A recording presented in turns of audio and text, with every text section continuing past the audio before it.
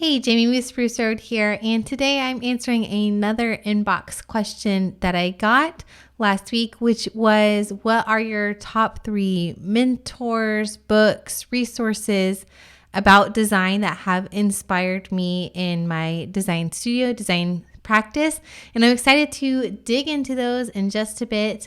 But first, before I do so, I wanted to mention a resource. If you are a designer who designs brands or graphic design, print, whatever it may be, web design for your clients, I recommend you head to sprucerd.com/zero, ZERO, and you can snag our 10-minute quick video all about our zero revision presentation method for clients. I show you exactly what we do when we present our designs to clients and some key things to consider implementing in your next project. It's free, it's quick, it's 10 minutes, and it's all practical application that you can implement right away. So head to sprucerd.com/zero and you can go ahead and watch that instantly. But let's go ahead and just dig right into the top 3 resources or designers that really inspire myself and my design team at Spruce Road. So the first one is going to be a legend, which is Ellen Lupton. If you don't have this book yet, I highly recommend it. It's called Thinking with Type. This is, I believe, the second edition. Yep, second edition.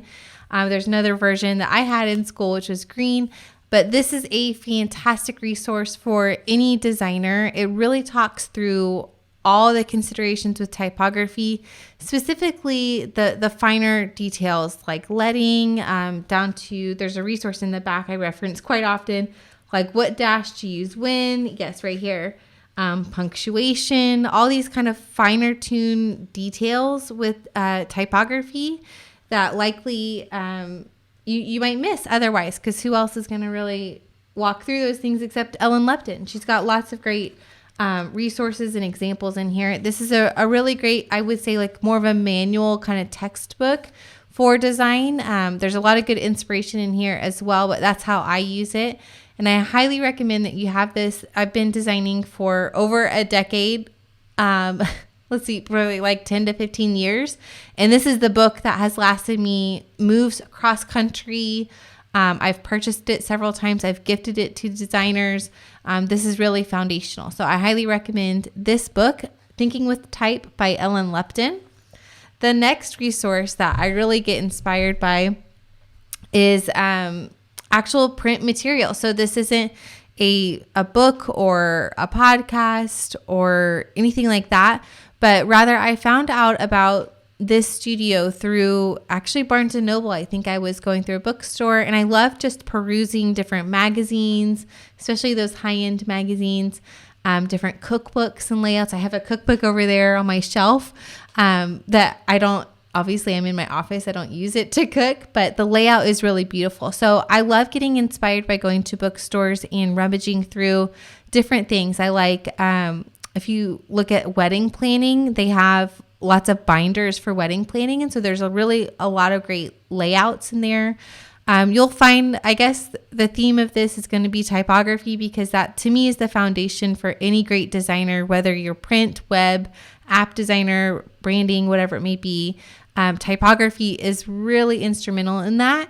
And typography really blends for me aesthetic with functionality. And I really love that combination. And that's what makes a design sing to me, is whenever it really blends those two effortlessly and distinctly. And so if you go through like wedding planning books, for instance, or especially binders, they've got lots of printed kind of organizational flow charts and things like that. I love, I'm not planning a wedding, but I love looking through those things and getting inspired by the designs. I love magazines designs and cookbooks, because again, there's a lot of functionality that goes into that. Those designers have a tedious task of making things really logical and easy to understand at a glance, while also beautiful and effortless and distinctive. So that's what I do. This is how I found these resources here. This is a kind of a magazine called Makeshift, and the designer is Rifle, Rifle. I think their website is wearerifle.com, and they have a ton of great layout and editorial designs I believe they're based in Madrid, but I'll just kind of show you one of these here. I just love the design of like the call to actions up here, the subheads, looking at the headers and footers of the page, just how they divide up and use grids and photography, icon designs, really great typography within the entire layout, but it's also very functional as well, easy to read. So yeah, I really love looking through layouts like this. I get really inspired by how they handle like this at the very end, and then also table of contents. All this kind of functionality is really something that I like to study as a designer and implement with our clients. Even though we design a lot of printables and packaging and things like that, it utilizes systems that are found in editorial design as well. A lot of things you could also look at is like brand standards. Like there's the New York City, I think it's the public transportation.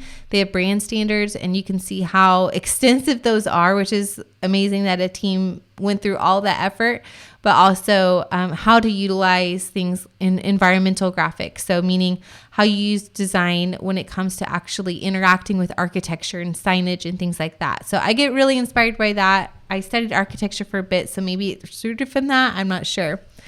The last one here is going to be Hybrid Design. They design lots of different packaging, editorial design, things like that. But I know them mostly from Mohawk, which is a paper company. Mohawk has fantastic uncoated papers, beautiful colors like this, lots of different kind of styles.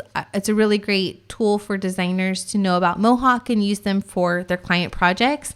If you are looking for design inspiration, I highly recommend just getting in touch with a local paper rep. If you know somebody or you can find someone in your area that is a paper rep. When I lived in Austin or in Dallas, I know they have them there. In Texas, I know of the paper reps there like Clampett or OK Paper.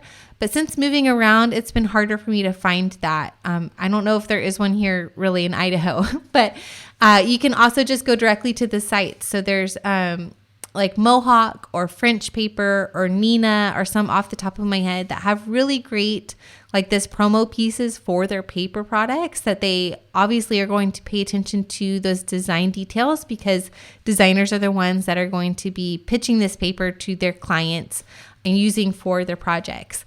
So I recommend looking into those resources. There's also another one called Parse and Parcel, P-A-R-S-E and Parcel. And they really kind of curate lots of these kind of print promo pieces from several different brands. And you can get a subscription box. I've done this in the past. It's really fun. So I highly recommend looking at paper samples. So this is from a Hybrid Design. And they just have really beautiful, again, typography. You can see some of this here. And the paper obviously is really fun to look at. Really, this is a kind of a dream project. I've had this for years. Again, has made multiple moves with me. When I'm designing even a printable for a client, a blog post design, anything like that you would think you don't need to really reference something else to design for. I love coming here and getting inspired by the layouts from Hybrid. They have fantastic typography and layout and hierarchy skills here. So this is just one of their examples. Put this in front here. That probably went out of focus and not, but that's Hybrid. They also have designed, these are really fun. Key Color, Mohawk Key Color is one of their paper collections here. And you can see it's a fun little pouch that it comes with. Each of these are die cut, which is just inspiring as a designer, how fun that they got to have with the different kind of cuts here. There's like a triangle. And then I'll just show you one of these here.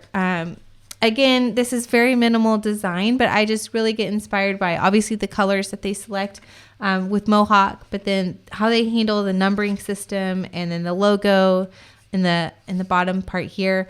That's really kind of where I get inspired with design. I know that's kind of a strange answer. There's a ton of designers I truly respect and look up to and follow on Dribbble or on social media. Or have their books. And I really love those designers. But these are, if I could condense it down to the 3 resources, the first one would be Ellen Lupton. She really talks about the finer things of typography, especially if you do book design. It's a really great resource, or any kind of design, really.